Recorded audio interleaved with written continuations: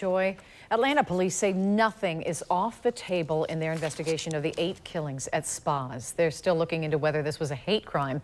Several members of Congress testified today about anti-Asian crimes. It grew tense after Republican Congressman Chip Roy criticized the hearing, saying it was an attempt to police free speech.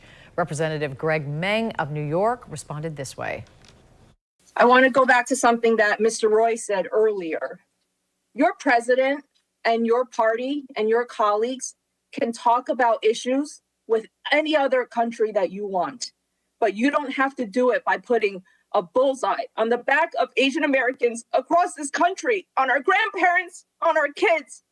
This hearing was to address the hurt and pain of our community and to find solutions, and we will not let you take our voice away from us.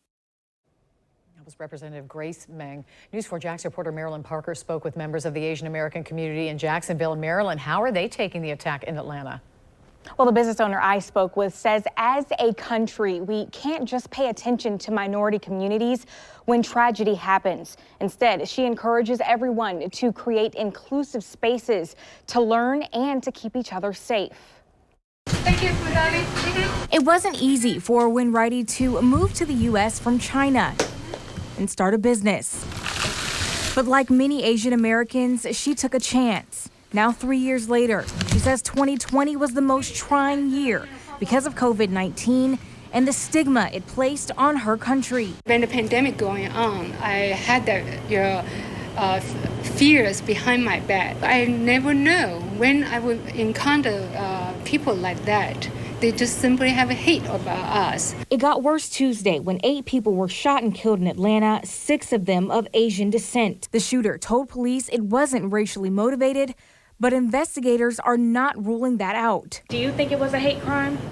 I would think some way, somehow, it has that element in it. Stop AAPI Hate says nearly 3,800 anti-Asian racist incidents were reported in the last year. A congressional hearing to address the pain in the Asian American community convened Thursday. This comes during a time when violence and attacks against Asian Americans are on the rise.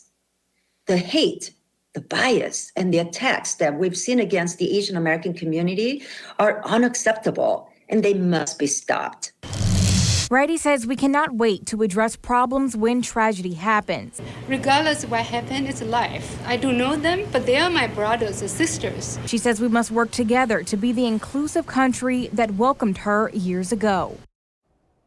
And we got a statement from the Asian American Advisory Board reminding Asians in Jacksonville on what you can do if you experience a hate crime. First, report it to JSO if it involves criminal behavior. If it's discrimination or harassment, you can call the Jacksonville Human Rights Commission. That number is 904-255-5397. We'll also post it on news4jax.com. Kent? All right, thank you, Marilyn.